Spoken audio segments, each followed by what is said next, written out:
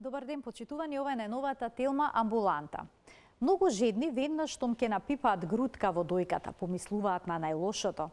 Но колку од овие промени навистина се малигни? Може ли една безопасна циста или фиброаденом да се претворат во сериозен проблем? Кои се современите пристапи во хирургијата на дојка при малигна промена? Во кој случај се прави поштедна операција, а кога целосно отстранување на дојката? Дали секогаш мора да се извадат и лимфните јазли? Како се зачувува брадавицата и ареолата без да се загрози лекувањето?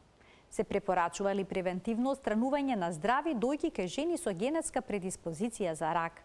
Кога е оправдан ваквиот пристап за да се спречи болест и како се носат овие сложени одлуки? За сето ова денеска разговараме со професор доктор Горан Кондов, субспецијалист по градна хирургија. Останете на телма.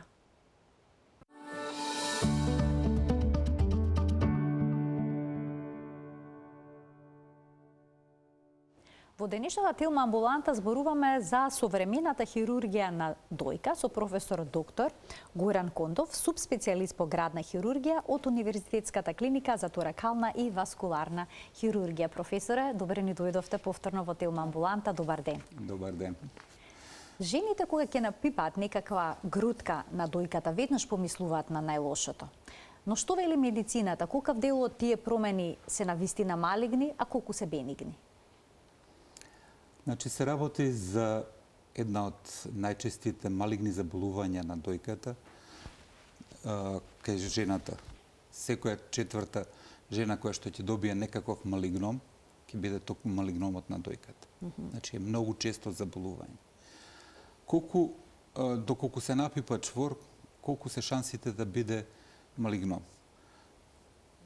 Во статистиките светски, направени се анализи, утврдено е дека доколку се напипа чвор на возраст до 20 година, тој веројатно ќе биде или бенигна циста или фиброаденом. Меѓу 20 и 30 година туморот кој што ќе се напипа ќе биде фиброаденом, бенигно заболување или циста. Во најголем број на случаеви, меѓутоа во 3% веќе може да биде малигном. Со зголемување на возраста, процентот на малигни заболувања се зголемува. Така да од 30 до 49 година процентот е негде околу 30%. Веќе над 55 година, доколку се напипа чвор во дојката, шансите да биде малигном се над 85%. Значи ризикот расте драматично со возраста. И затоа не случајно викаме дека секоја промена која што ќе се напипа кај постара жена, прво треба да исклучиме да не е малигно заболување. Заради тоа што во најголем број на случаеви, 85% се верификува дека се работи за малигном. Но не сите промени може да се напипаат. Понекогаш на мамографија се гледаат многу ситни, сомнителни промени. И сега како се проценува? Дали таа промена само ќе се следи или пак ќе треба да се направи некаква интервенција за да се утврди за што точно се работи? Значи, би почнал малку за биологијата на малигните тумори. Малигните тумори не настануваат за една вечер. Докажано е научно од следење на биологијата дека за да се развие тумор од 1 сантим потребно е 10 години. Меѓутоа тоа не значи дека за следните 3 години тој тумор нема да порасне на 10 сантиметри. Значи, времето на удвојување е отприлike 100 дена. За тоа време се удвојува туморот. Она што е посебно значајно е да се направи напор да се детектира туморот во предклиничка фаза, односно дека уште не се пипа, доколку туморот е помал од 1 сантим. Тоа се утврдува најдобро со мамографија, која што се уште представува златен стандард во диагностиката. Рентген диагностичарите имаат критериуми во кои што промените во дојка ги класифицираат на помалку или повеќе суспектни за малигни промени и во зависност од тие резултати се планира дал да се следи, дал да се отстрани самата промена или да се продолжи со испитување и да се отстрани поголем дел од промената. Доколку промената е многу мала, а има потреба да се отстрани и да се направи анализа, дали се применува хирургија во тој случај? Апсолутно. Значи, диагностиката подразбира клинички преглед, радиодиагностички процедури во кои што влегува мамографијата и ултрасонографијата и биопсија на промената. Тоа се во однос на диагностиката. Доколку имаме било какво сомнение, неопходно е да промената се отстрани. Доколку промената е помала од 1 сантим, што значи не можеме да ја напипаме со нашите тактилни сетила, во тој случај се применува обележување на промената со пласирање на жица предоперативно.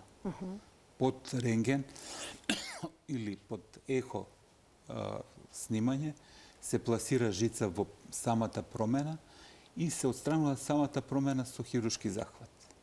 И се испреќа на патохистолошка анализа. Тоа се обича тие калцификати што се забележуваат на снимките? Значи, калцификатите се доста честа патолошка промена во патологијата на дојка и за жал во голем број на случаеви се асоцирани со малигна болест. Токму затоа, кој што многу лесно се диагностицираат и верифицираат со мамографско снимање, неопходно е да истите се отстранат со предоперативно маркирање и да се хистолошки испитаат. Калцификатот не значи малигна болест, меѓутоа многу често е асоциран со малигна болест.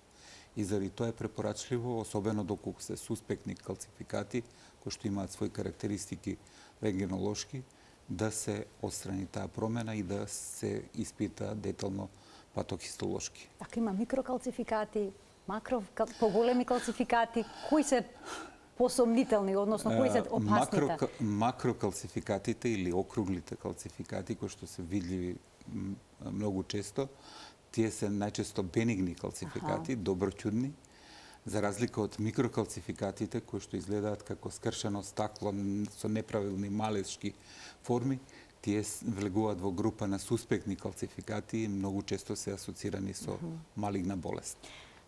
Жените кои што имаат безопасни цисти или пак фиброаденоми, понекога се плашат овие бенигни промени да не преминат во малигни. Постои ли таква опасност? Значи, постои разлика дали се работи за фиброаденом или циста. Ајде да ни објасните разликата. Фиброаденомот е доброчуден тумор во дојката.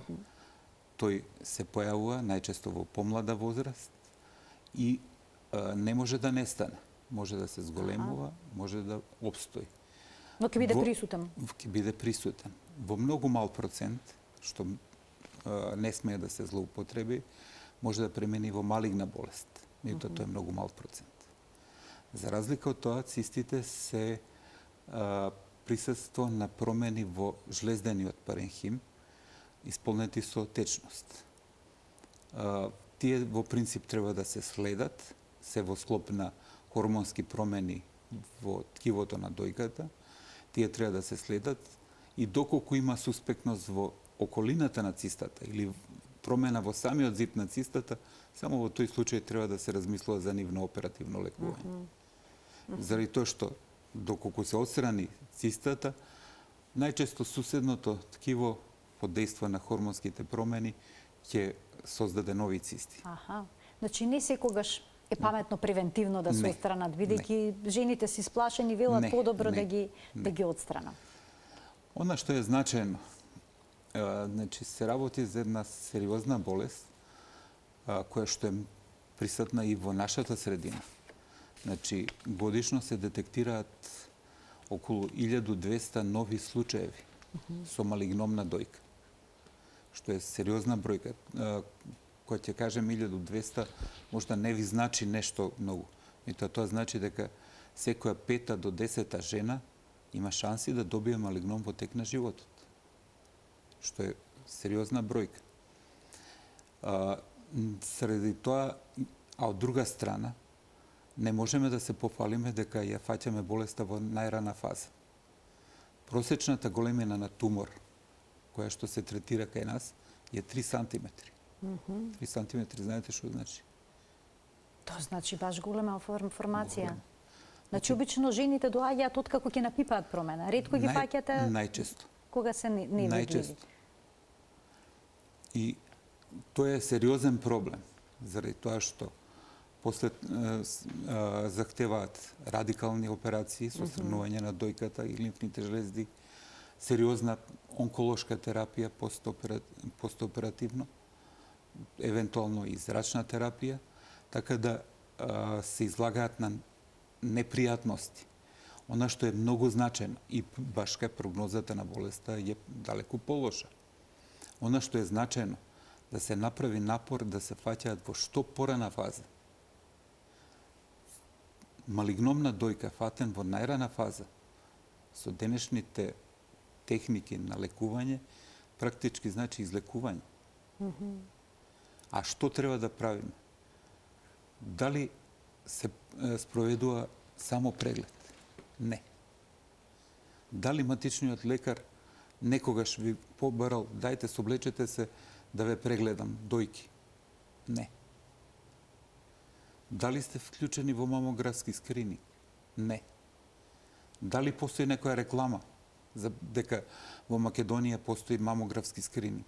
Не. Поминете по Партизанска, ќе видите што се рекламира. Од каде да знаат жените дека треба да се вклучат во скрининг? Во Македонија веќе втора, трета година постои мамографски скрининг, во кој што треба да бидат опфатени жени од 40 до 70 година, за жал со многу лоши резултати. Излезност не повеќе од 20%. Тоа не е скрининг. Не доаѓаат на закажаните прегледи? Не знаат. Значи, ако се планира скрининг, тоа е сериозна организација на Министерството за здравство, каде што треба да има флаери, реклами, обавестувања, да се мобилизира народот да одговори на скрининг. Ако не ве викнат после 40 година, вие сами да побарате да ве вклучат во скрининг. Само на тој начин можеме да детектираме промената во предклиничка фаза. Ако ќе ни дојде со 3 сантиметри, не е проблем да се постави диагноза. А што, како мислите дека влијае и стравот од мамографијата? Докажано е дека мамографијата... За да се направи овој преглед. Мамографијата не дава поголем бенефит отколку било какви други последици од зрачење. Така да неопходно е од 40 до 70 година треба секоја жена да биде вклучена во мамографски скрининг. Што значи тоа? Да нема симптоми. Да се на секои 2 години направи мамографија. Само на тој начин можеме да се бориме со рано диагностицирање. Ако ќе диагностицираме во трети стадиум, малку можеме да помогнеме. Се излагаат жените на непотребни, непријатни интервенции. Заради тоа што кога е во најран стадиум, можеме да предложиме да не се отстрани цела дојка. Може само дел од дојката со... Тоа е таа поштедна операција, поштедна операција, која што е доминантна операција во западниот свет. Значи, се зачува дојката, се отстранува туморот со околно здраво ткиво и во однос на пазувната јама. Стандардот е да се отстранат сите лимфни жлезди, меѓутоа денеска се почесто се применува отстранување на една жлезда, првата жлезда дренажна, сентинел или жлезда стражар, која што се отстранува само таа, се испраќа на испитување, доколку е негативна, се поштедува отстранувањето на останатите лимфни јазви. А тоа може само доколку болест е фатена во почетната фаза? Во најран стадиум. Сега, како се испитува таа жлеза за време на операцијата? Се вади се и се прави директно тој тест или не? Како изгледа процесот?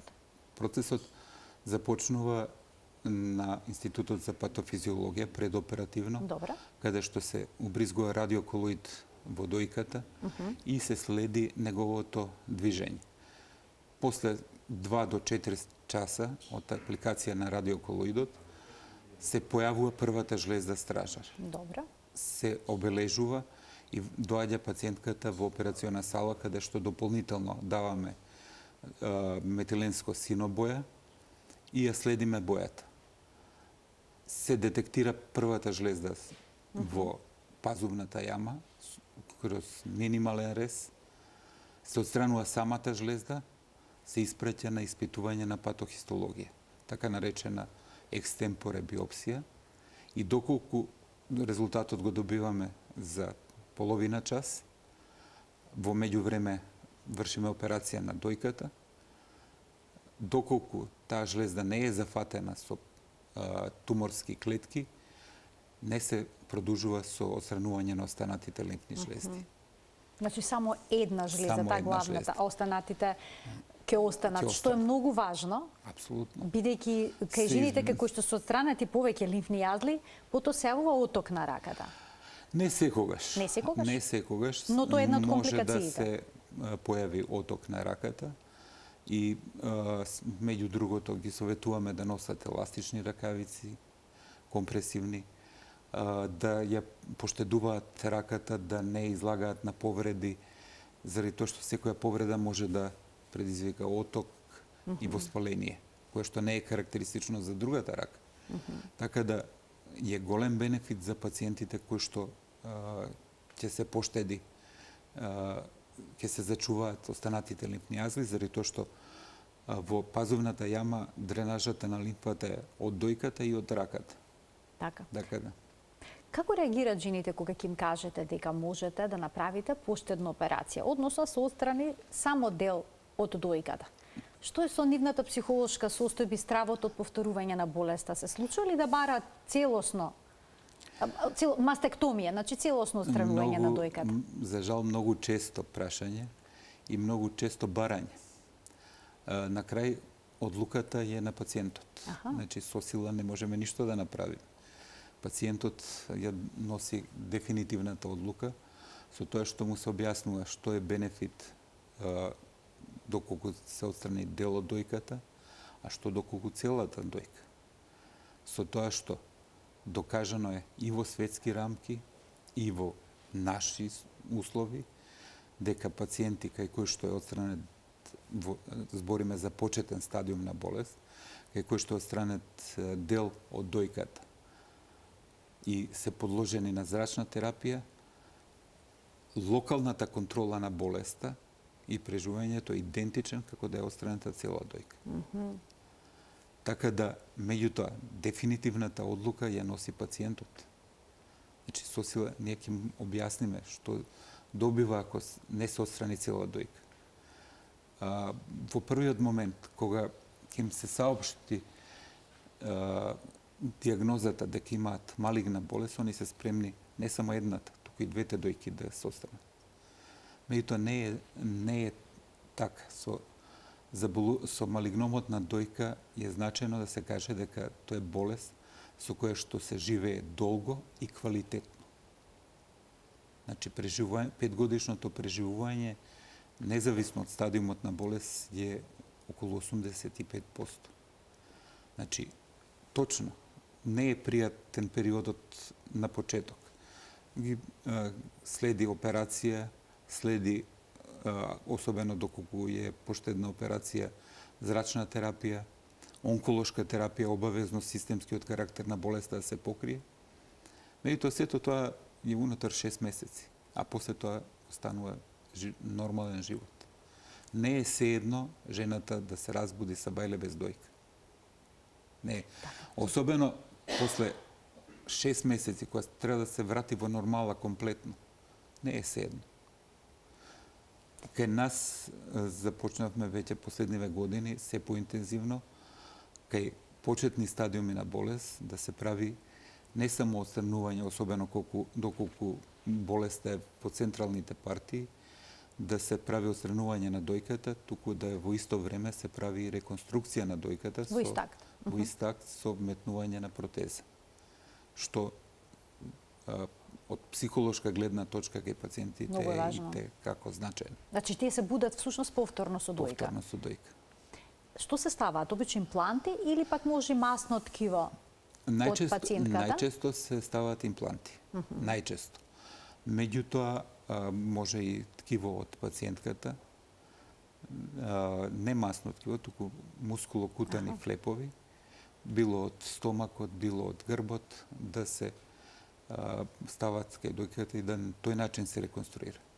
Доколку болеста е во понапредна фаза, а пациентката инсистира на реконструкција, се предлага да се отстрани дојката во првиот акт, да се подлегне на онколошка терапија и после една година од операцијата да се направи комплетно проверување на состојбата. Доколку болеста е под контрола, тогаш да се упати на пластична и реконструктивна хирургија, да се прави реконструкција во втор акт. Значи, после една година од првата интервенција. Професоре, постои ли може да се зачува брадавицата и ареолата?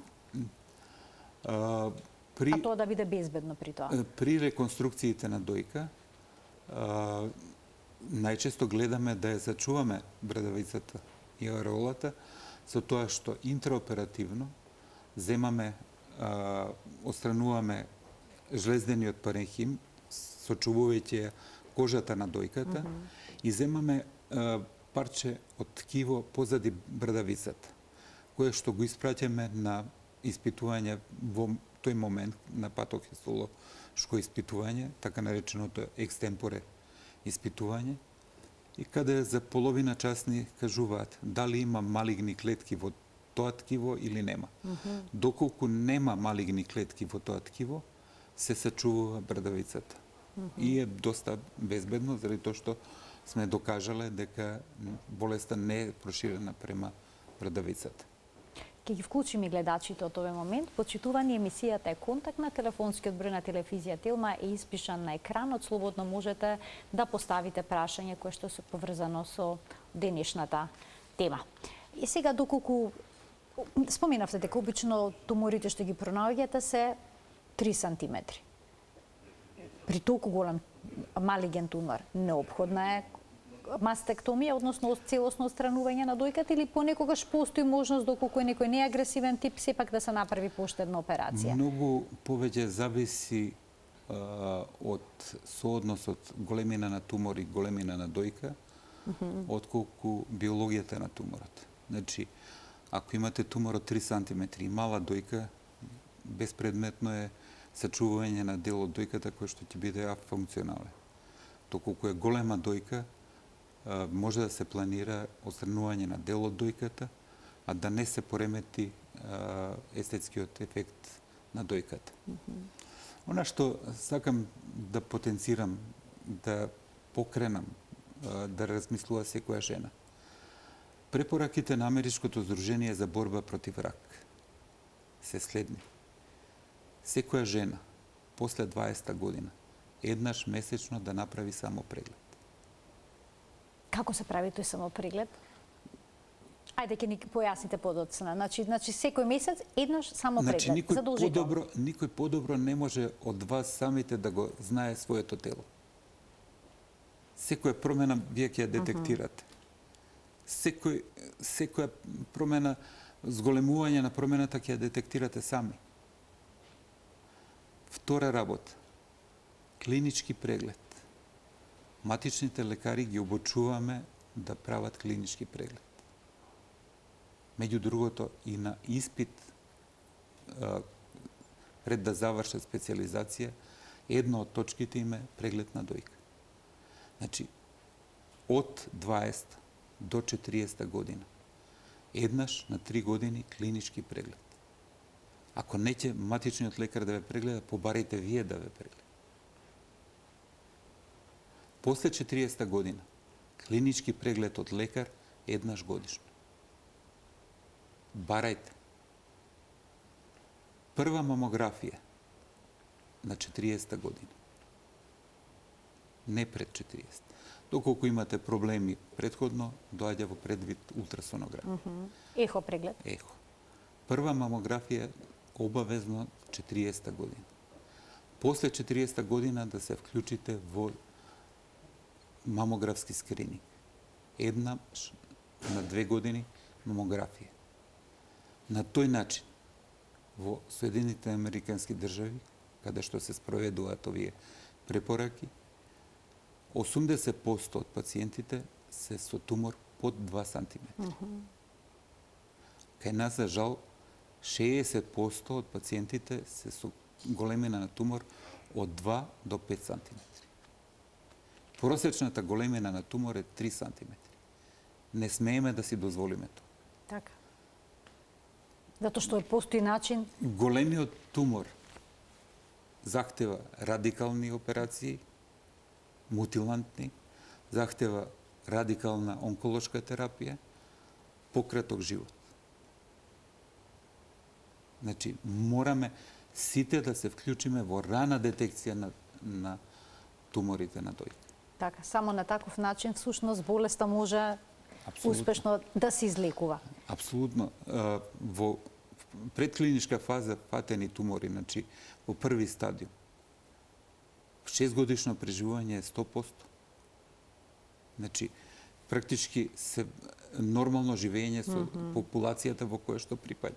Така, ова информација всушност треба да ја крене свесноста зашто се толку важни тие превентивни прегледи. Дал сте виделе реклама некоја? Не.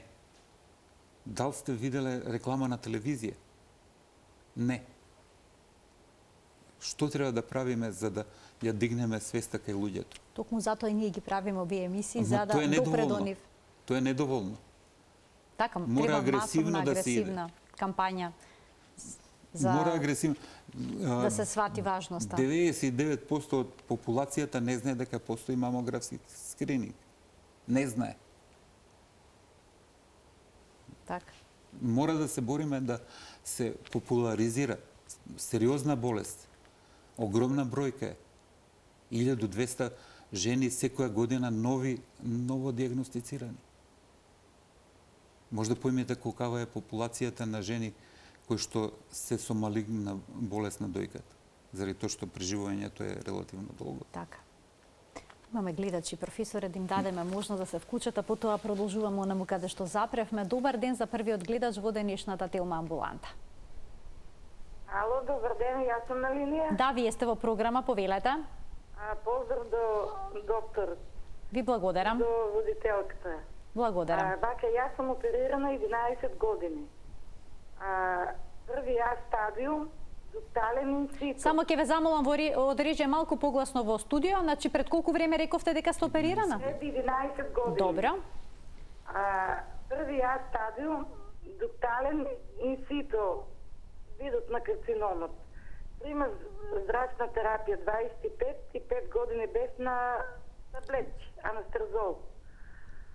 И откога сум оперирана имам болки у вратот и мускулатурата се осеќам на ребетот разлабавена. А иначе имам и спондилоза на кисмата и на вратот. Дали се должи тоа нешто од болеста или ова е нешто сосема друго?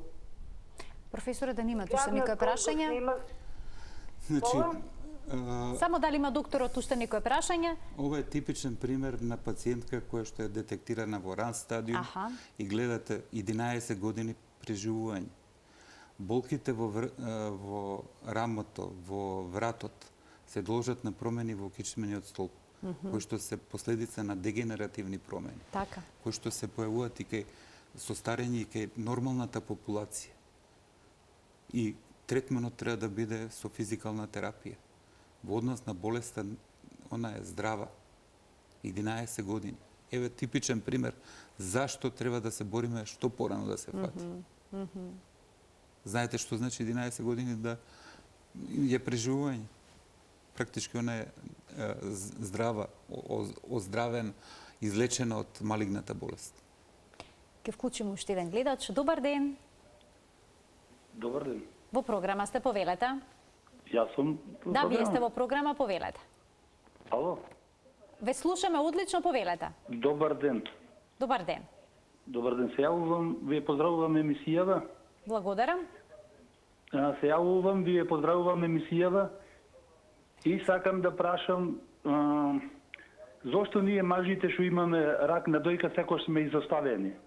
Ова е добро прашање. И го изгубивме поради некоја грешка во дека не можеме да ги земаме повеќе анастразол преку матичен лекар, не биле испуштени ние мажите. Може ли да ве прашам, вие како забележавте дека имате некаква промена на дојката? Ама јас на онкологија идам, еве скоро едно бев. Ама јас бев на болница, како да речем, ми зедоја. Ја мислам дека разговорот го следите преку телевизорот, намалете го тонот.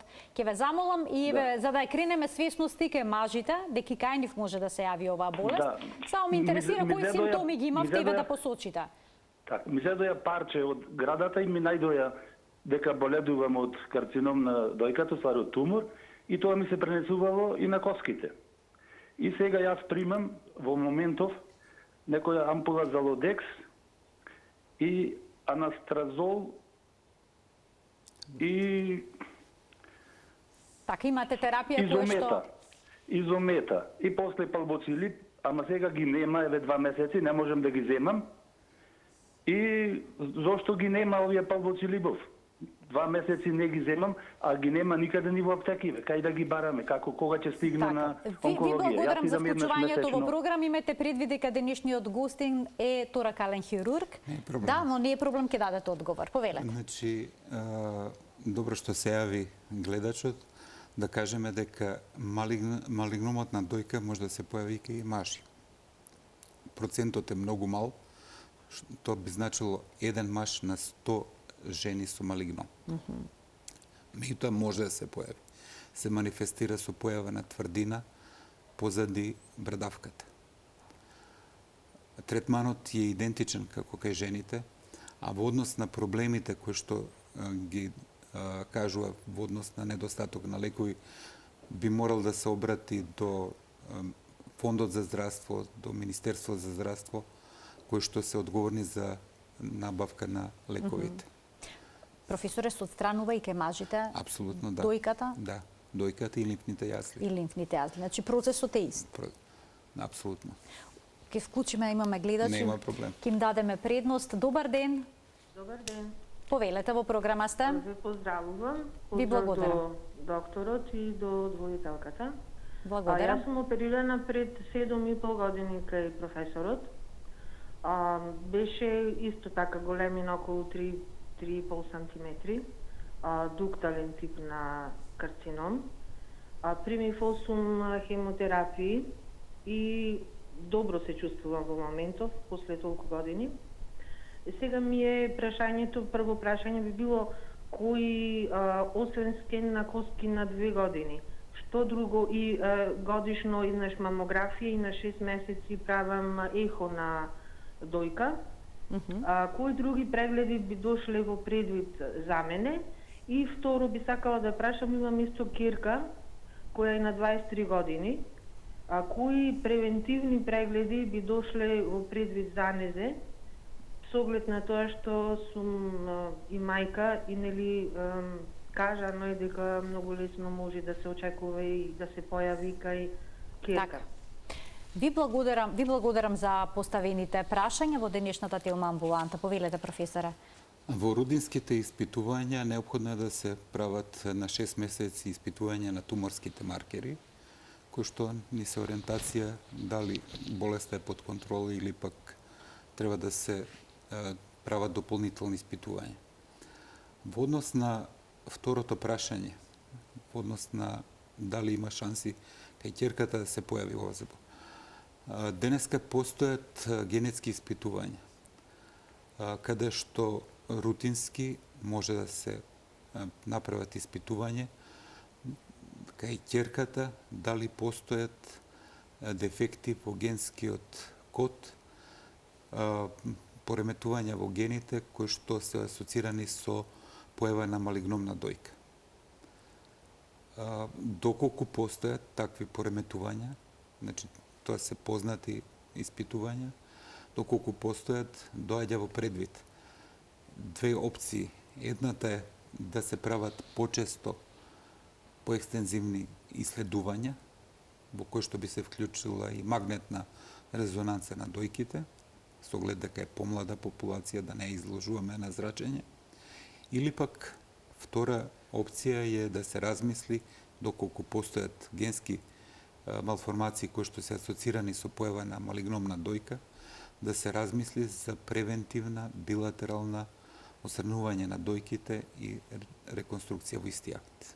Тоа што го има направено Анџелина Џоли, холивудската актерка, значи отстранување на Двете дојки. На две здрави дојки. На две здрави дојки. Тука има бројни дилеми, професоре. Знам дека постојат. Здрав орган да се отстрани како превенција. Точно. Има големи дилеми. И на запад, кога ќе се пронајде такво пореметување на гените, се прават низа испитувања, низа психолошки тестови, разговори со пациентите пред да се пристапи на хируршкото лекување, како прво. Зашто се размислува за билатерално отстранување на здрав орган? Заради тоа што детекција на одредени генски малформации, познати како мутација на BRCA1, BRCA2, се асоцирани со појава на малигномна дојката кај 60 до 80% од жените во тек на животот, што е огромен процент. Така. И заради тоа опциите се или да се редовно следи, да се фати во предклиничка фаза, доека туморот не е инвазивен, доколку се појави во инситу форма, или пак втората опција е да се иде на превентивни билатерални мастектомии. Така. Токму заради високата опасност од појава на малигном во тек на животот. Тоа не значи дека за следната година ќе се појави малигном. Во тек на животот. Али так. Страшно висок процент е. Ќе вклучиме уште еден гледач. Добар ден. Дали имаме уште еден гледач на линија? Добив знак дека очекува вклучување. Добар ден. Уште една шанса за гледачот. Добар ден. Добар ден, добар ден. Повелете, во програма сте. Поздрав до вас и до докторот. Благодарам. Вака сега би сакал да го прашам докторот дали има нешто во смисла, во превентивна смисла, од типот на хигиено-диететски режим или нешто посебно со исхраната што би допринело до непојавување на овие вакви состојби како нели карцином на дојка и така. Ви благодарам. Ви благодарам за вклучувањето во програма. Професор, исхраната дали влие врз појавата на овие болести? Секако да. Еден факт само ќе кажам и ќе сватиме дека начинот на живење, начинот на исхрана, начинот на загадување на средината и како влијае. На торакална хирургија сум од 84 година. Тогаш годишно опериравме 100 пациенти се на се, кога покривавме целокупна Македонија, Јужна Србија и делови од Косово. Денеска оперираме над 700-800 пациенти со карцином на дојка само во дел од Македонија. Значи страшен пораст има. Страшен пораст. Значи за 40 години имаме не пута, два пута, 100 пати зголемување. Размислете што сме правеле, што сме јаделе пред 40 години и денеска. Така. Превенцијата би била здрав начин на живење, здрав начин на исхрана. Секако користењето на масна храна се асоцира со таложење на естрогенот, кој што е еден од чинителите за појава на малигномна дојка. Така, масното ткиво всушност однесува како ендокрин орган. Така. И секако има влијание начинот на исхрана, начинот на живење, загадувањето кое што секојдневно го имаме. Значи, самиот факт ви кажува колку е зголемено. И самите вие ќе кажете што е токава разлика. Постои голема разлика. Ке ги слушаме останатите прашања од гледачи. Професоре, дел од прашањата предвидени за денес, очигледно ќе останат неодговорени, но ќе имате можности повторно да гостувате во емисијата. Сепак им дадеме предност на гледачите. Добар ден. Добар ден за уште еден гледач во денешната телма амбуланта. Ало, Повелете, во програма сте. добар ден. Добар ден. Се јавувам од Битола. Така? Поздрав до професорот, едно прашање дали може. Секако Јас повелете. пред 10 години сум оперирана, бијастенија сум од Битола, доктор Горан ме оперираше, професорот. Сега имам еден проблем. После 10 години во понеделник бев доктор Николина ме лечи неврологија. После 10 години сега ми крена креатин киназа. Ми е 2019. Дали постои можност болеста да се врати назад или што би препорачал докторот? Така. Ви благодарам за вклучувањето во програма. Професоре, што би дале како насока? Значи, во услови на мијастенија се планира една од талките во третманот е осрнување на тимичната жлезда. Во основа мијастенијата е аутоимуно заболување. И осрнувањето на тимичната жлезда е една од талките која што допринесува во развој на болеста, односно стагнирање на болест. Треба да се види во однос на постоење на слабост на мускулатурата, постоење на рецептори, да се види кај пациентката се уште немаме повторување на болеста, туку појава на зголемување на креатининот кој што е бубрежно, Така. може да е од бубрежна природа. Така да треба да се испита фино. Не мора да значи повторување на болест. Уште еден гледач ќе вклучиме. Добар ден. Добар ден. Повелете. Јас се извинувам. Докторот мене ме оперираше 2014 година. Така. Бев 3 пати до сега сум била на контрола, добро е. Меѓутоа, кога одам, кога пешачам, ме болат малце колената. И сега размислувам дали јас сама не сакам да правам преглед, некој испитува накнадно, додека не ми каже онколого дали треба да одам да испитувам, да не имам нешто на коски и понатака.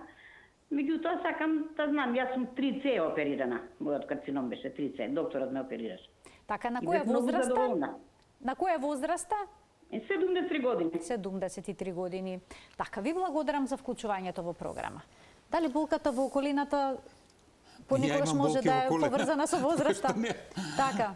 Значи, болките во колена најчесто се поврзани со старечки промени во зглобовите, во смисол на остеоартроза и недостаток на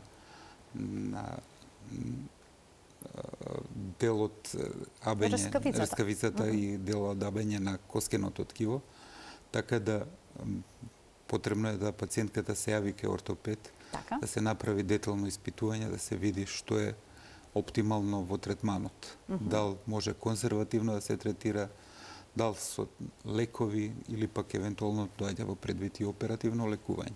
Така, професоре, на постоперацијата од рак на дојка, кај жените постои тој притисок дека секоја болест, секоја промена би можела да е поврзана со тоа и постои страв болеста да не се врати. Апсолутно, постои страв, меѓутоа и затоа се тие редовни рутински контроли на 6 месеци и на година дена, каде што меѓу другото се контролираат и туморските маркери и доколку се мирни, болеста е под контрола. Но може ли туморските маркери да се мирни, а сепак болеста да...